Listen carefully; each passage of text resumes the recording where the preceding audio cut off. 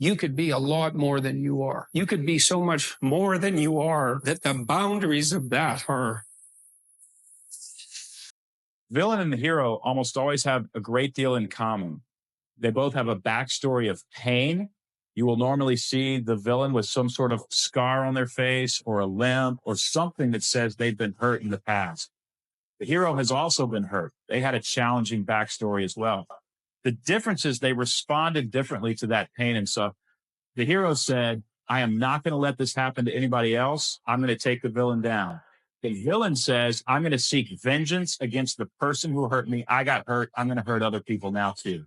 Hero takes the exact same situation and said, well, this just got harder. That's going to make the story a lot better when we conquer this thing. I do not believe that any of us have dreams that were not given to us for the purpose of accomplishing those particular dreams. And I want to share something with you. I don't know what that dream is that you have. I don't care how far-fetched it might appear to be. I don't care how disappointing it might have been, but that dream that you're holding in your mind, that it's possible. In your life's blueprint should be a deep belief in your own dignity, your own worth, and your own somebodyness. Don't allow anybody to make you feel that you are nobody. Always feel that you count. Always feel that you have worth. And always feel that your life has ultimate significance. Every person who activates your sorrow, anger, frustration, depression, disappointment, rage has actually come into your life to teach you love. What do you do when all hope seems lost? What do you do when the pain won't stop? What do you do when everything inside of you is telling you to quit? Because life is going to beat you upside your head. Life will strip you to the core. What I need you to do is I need you to find a reason to keep going. And if you can find a reason to keep going, I know you're strong enough to do it because you're human. What's most real might be what's there when the times are hardest. That's a different concept than, the material is what's real. It's like, no, what's real is what sustains you through the worst catastrophe. Discipline eats motivation, Frank. You don't need motivation. It's great if it arrives. It's some extra fuel on the fire. But discipline is the thing that you need. What would you tomorrow want you today to do? You tomorrow would want you to keep that promise to yourself. And it's why discipline is so much more valuable. I'm talking about making a promise to yourself. So if you say, I'm going to go work out at this time, keep that promise. I'm going to eat this kind of food, keep that promise. I'm going to eliminate social media, keep that promise. I'm going to eliminate these negative people, keep that promise. And when you start making promises, small, tiny promises that seem insignificant right now, but over time stack up and build massive confidence, that's what you're doing. Because your confidence is really your reputation with yourself. Sometimes bad things happen to good people. I don't know why. Life is not fair. And that is the reality. So what do? Are you going to get angry, frustrated? Are you going to lash out at people? Who are you going to lash out at? Are you going to start going down the spiral of negativity?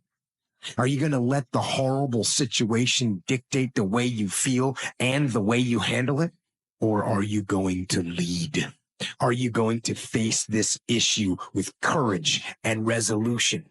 I say lead. Lead. Step up. Be the one who people look to. Absorb the impact and the negativity. Draw fire. People aren't after happiness. They're after not hurting.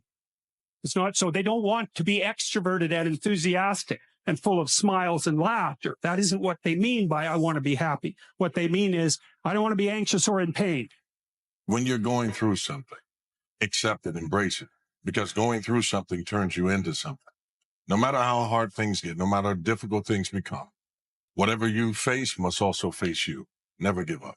See, it takes a great deal of strong courage and commitment on your part to step out a line. Henry David Thoreau says, a man doesn't keep pace with his companions. Perhaps he's listening to the beat of a different drummer. Let him dance to the music that he hears, however measured or far apart. When you are committed, you're dancing to the beat of a different drummer. Don't expect people to understand you. How you do anything is how you do everything. This ain't saying, oh man, I got to do this the way I do that. That little boy talk. We talking mentality, we talking spirit, we talking disposition. We talking about how we show up and how we work for what we say we want without letting situations, circumstances, and people dictate what we bring into an environment every single day. In the race of life, life's not going to give you a glass of water when you're thirsty. Success without fulfillment is the ultimate failure. But if we don't, Things that you know are going to improve your life, do those things. When life clobbers you across the head and knocks you down and you're in that dark valley, everything in your life is dark. And you're asking yourself, what am I going to do now? And you're doubting yourself. These moments, these are what define your life. everybody in your life will have a turn back moment. No matter who you are, you're going to have such a period in your life where it seems like it's not working. You're going to have doubts. You're going to have a lot of trials and tribulations and challenges. You always have a moment in your life where the direction you're going, you will have to make a decision to keep going or you turn back. The sad thing is the average person turns back. And it doesn't matter how you get knocked down in life, because that's going to happen. All that matters is that you got to get up. Fall down, get back up again. Fall down, get back up again. Fall down, get back up again.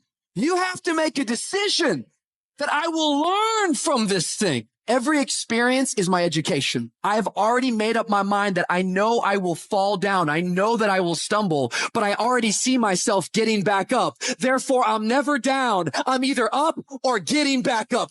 I don't care how low you are. I don't care what you have done. I don't care what you have experienced. I don't care how devastated your life might appear to be, the shambles it might be in. Wherever you are in life, ladies and gentlemen, you've got comeback power. There's a power in you that can enable you to be stronger and better than anything that's out here. Once you begin to know who you are, once you discover this power, the perfect essence of who you are, that's in all of us, that's permeating our being, that enable us to be the directors of our lives. It will set you free from believing, I can't see myself doing any better. That you truly can live a healthy, happy, prosperous life, and that you can make it in what are called the worst of times. Tough times never last, but tough people do. And you are tough. You want to take the infant who's entirely dependent and turn them into something that's autonomous and then socially integrated, and then socially integrated in a manner that's moving them towards individual responsibility. And the love is not only love that's devoted to what they are at any point, which is that encompassing maternal love, say, but the love that says, yeah, kid, you know, we're pretty happy you're around, but the new you is going to even be better. And that's encouragement. And that's part of love. It's half of love, that's for sure. And you want to direct that to yourself as well. It's like, you don't want to judge who you are so harshly that you just destroy yourself and everything is cast into the pit.